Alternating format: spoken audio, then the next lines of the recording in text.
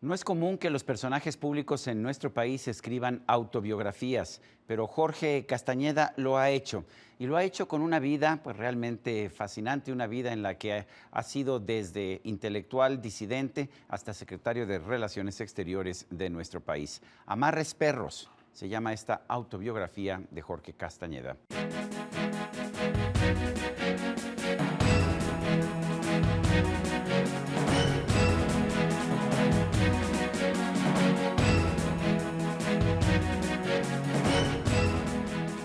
Jorge Castañeda ha tenido una trayectoria muy interesante en la vida política de nuestro país.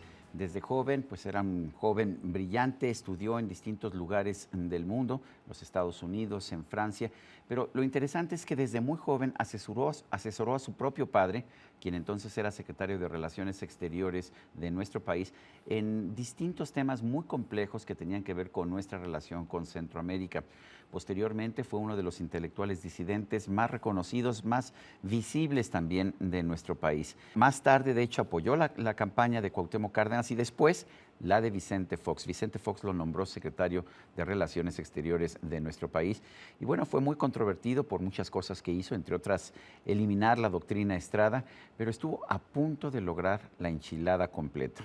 ¿Qué es la enchilada completa? Bueno, pues vamos a preguntárselo al propio Jorge Castañeda. Jorge, ¿cómo estás? Buenas noches, siempre es un gusto platicar contigo. Gracias por recibirme, Sergio. A ver, Jorge, cuéntanos en primer lugar, ¿qué es la enchilada completa? ¿Por qué fue importante y por qué no se logró? Bueno, la enchilada completa fue el nombre que le puse, pues, a la idea que muchos otros habían tenido y que sigue vigente hoy, que es regularizar la situación, la relación migratoria entre México y Estados Unidos, que tiene básicamente dos características, dos vertientes importantes. La primera es el número de mexicanos, de ciudadanos mexicanos que están en Estados Unidos y que no tienen papeles, que son más o menos hoy 6 millones. Y hay otros 6 millones de mexicanos con papeles. Estamos hablando de nacionales mexicanos, no norteamericanos de ascendencia mexicana, que es otra cosa. Bueno. Y la otra vertiente de esta relación migratoria es el flujo diario, semanal, mensual, de gente que se sigue yendo. En aquella época... Aunque muchos nos dicen que ya el saldo neto no es de un éxodo. Eso es posible, pero solo si tomas en cuenta las deportaciones de Obama. El 1,5 millones de mexicanos deportados por Obama en sus 6 años de gobierno, la cifra más alta de la historia. Claro, pues, 1,5 millones los echaron y 1,5 millones seguramente entraron, pues el neto es nulo. Pero eso no quiere decir que no se siga yendo la gente. Es muy difícil para los estadounidenses, para los votantes estadounidenses aceptar esto, ¿no? La enchilada completa, bueno, una legalización de los que ya se encuentran ahí. La lógica era esa, la legalización de los que están y legalizar los flujos futuros para que no haya un nuevo universo de indocumentados a la vuelta de la esquina. Porque ya Ronald Reagan hizo una amnistía, ¿no? En 86. Y en efecto se legalizaron a muchísima gente, casi todos, pero siguió yendo la gente sin papeles, indocumentados. Entonces hay que hacer las dos cosas. Yo lo que insistía es que se tenían que hacer ambas cosas. Si no se hacía, iba a haber un nuevo problema muy pronto, de un tipo o del otro. Y eso es lo que tratamos de hacer con Fox a partir del 2000 hasta el 2003, cuando me fui. Creo que avanzamos muchísimo hasta la visita de Fox a Washington en septiembre del 2001. Unos cuantos días antes de los ataques terroristas 3 días del 11 antes de septiembre. del 11 de septiembre. Después de eso, pues en efecto se vino abajo, no porque Bush o alguien no estuviera de acuerdo, sino porque estaban centrados en otra cosa. Cuando Bush volvió al tema en el 2006, en su segundo periodo, y otra vez en el 2007, ya no lo pudo sacar, porque era un presidente demasiado débil.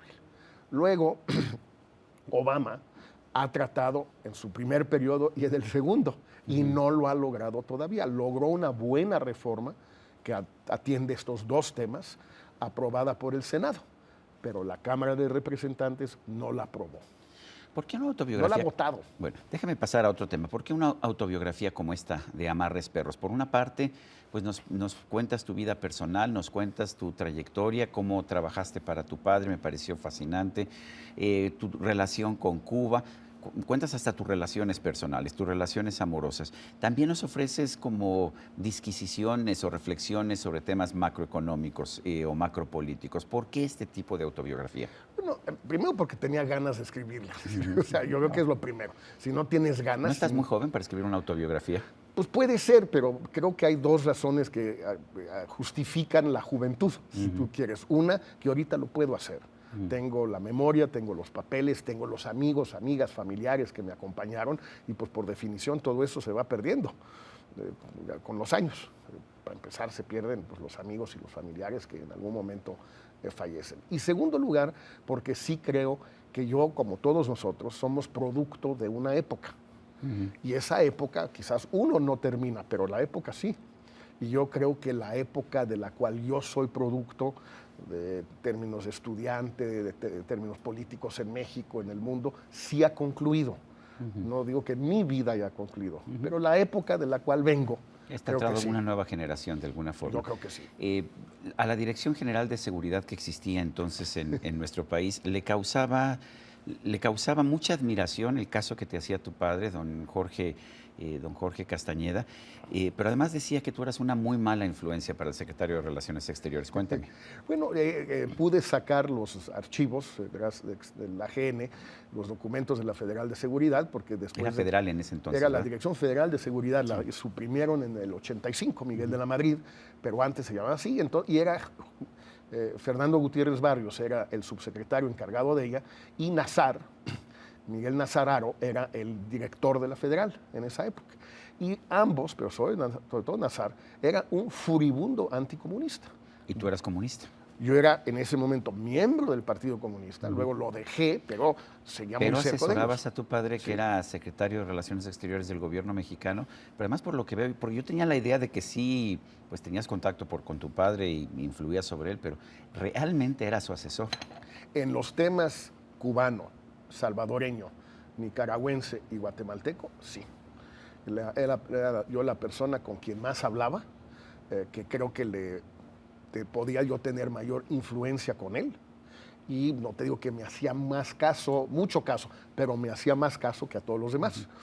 Y por eso se hicieron cosas, yo creo, muy importantes, pero donde la Federal estaban totalmente, les digo, pues, los inspectores publicas los documentos, estaban realmente furiosos, sí, pero también muy tontos, porque pensaban que yo manipulaba, tripulaba a mi padre, que era una gente pues, muy inteligente, muy formado, muy independiente, y que no era manipulable por nadie. Nunca has sido nacionalista. ¿Por qué rechazaste el Tratado de Libre Comercio de América del Norte? Bueno, tú y yo lo discutimos muchísimas veces. Nos tocó, no sé cuántas veces discutimos. En esos años. Pero yo usualmente no usualmente, yo siempre estuve a favor y tú siempre estuviste en contra. Ahora, lo que nos señalas aquí es, yo estaba en contra de este tratado. Y creo que reproduzco ahí artículos, ensayos que publiqué en aquella época que en efecto demuestran que eso era lo que pensaba, más allá si tuviera yo razón o no.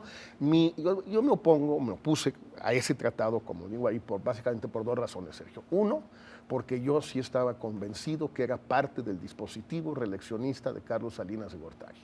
No tengo ninguna prueba para comprobarlo, no, obviamente no, pero yo estaba y estoy convencido de eso, primero. Y segundo, porque creo que se excluyeron varias cosas que hubiera sido posible incluir, aunque con el tiempo, con quizás más tiempo que Salinas no tenía, en efecto. Uno, el tema migratorio, y dos, cláusulas democráticas o de derechos humanos. Tan aceptables para México que Zedillo, 5 años después, en el tratado con la Unión Europea, las acepta. Este fue el tratado de Libre Comercio de América del Norte. Posteriormente empezaste a colaborar primero con Cuauhtémoc Cárdenas en la izquierda y después con Vicente Fox. ¿Qué te atrajo de los dos? Mira, de Cuauhtémoc me atrajo, trato de contarlo con la mayor honestidad posible, me atrajo la devoción que le inspiraba la fascinación que le inspiraba a la gente, al mexicano de a pie y en particular al mexicano de escasos recursos, en el campo, en la ciudad, a los estudiantes, a todos. Despertaba una verdadera veneración Cuauhtémoc en el 88. Hablas de aquella presentación en Torreón, ¿no? En Torreón, Sí, una en la cosa laguna. apoteósica. Y yo nunca había visto una cosa así. En Guerrero también fui con él. Todo eso es en 88, a final de su campaña. Y realmente para mí era algo que nunca había visto yo en México. Y creo que nadie lo había visto, porque no se habían visto manifestaciones de oposición en México así, salvo las de 68, pero que por definición eran estudiantiles y en la Ciudad de México, punto. Entonces, eso a mí me fascinó. En el caso de, perdón, de Fox. El de Fox, que fue bastante después, fue a partir, digamos, del 95, 94, 95, que me empecé a relacionar con él.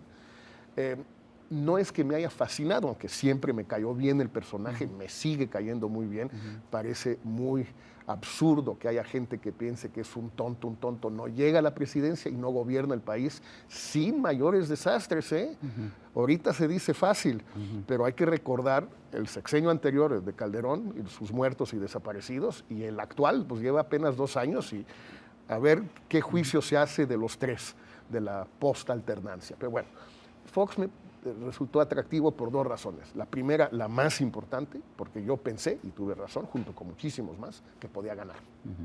Y que lo más importante era ganar y sacar al PRI de los Pinos.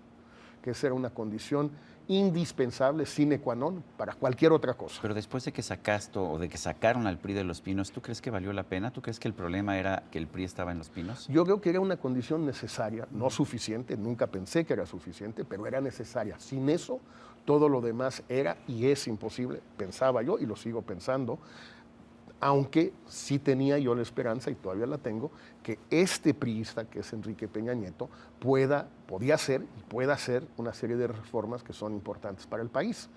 Pero eso pues, se quedó en el camino y trato de explicar ahí en parte por qué perdí yo la batalla con Santiago Krill y con Alfonso Durazo en el gabinete, Adolfo Aguilar y yo, Porfirio, pero ya estaba en Bruselas, no incidía. Entonces los únicos que éramos rupturistas, si quieres, éramos Adolfo, yo, quizás el negro Elizondo a veces y quizás Pedro Cerizola a veces.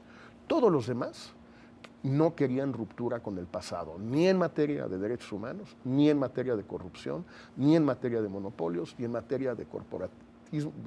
De nada. Cuéntanos de tu relación con la maestra Elbester Gordillo. Pues mira, trato de relatarla en sus partes buenas y malas. Digo que Elba es una... Dices que te traicionó, pero pues digamos, lo dices de otras personas también, parece. También, y tampoco lo digo en el caso de... No uso ese término, bueno, creo. Está bien. Pero además, esa es la impresión que me dejó. No, es un poco eso, porque aunque ella fue clara conmigo, en el sentido de que ella no... me dijo, no te voy a ayudar para ser secretario de Educación con Fox. Y 2...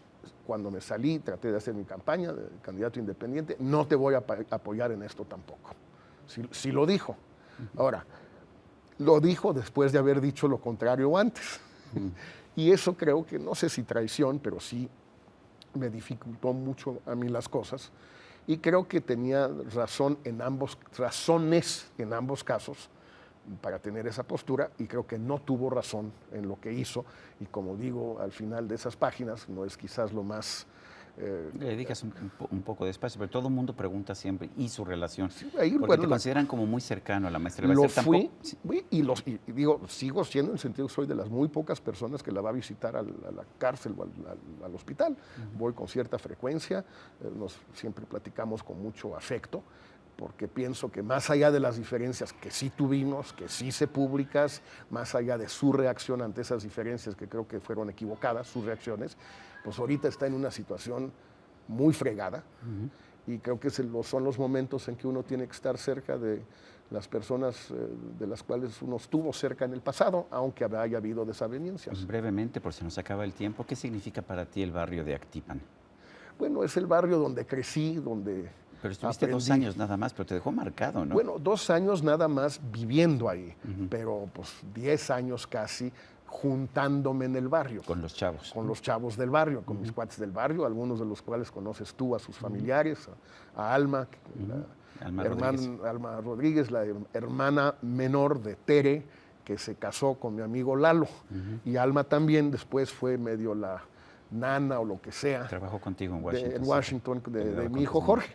Ya, para mí el barrio fue fundacional porque fue el único contacto que tuve en mi vida casi con ahora sí que con el México profundo, con la gente muy humilde de la Ciudad de México, de segunda, tercera generación ya urbana, no más, segunda quizás, en casas de donde dormían 4, 5, 6 personas en un cuarto, en una habitación.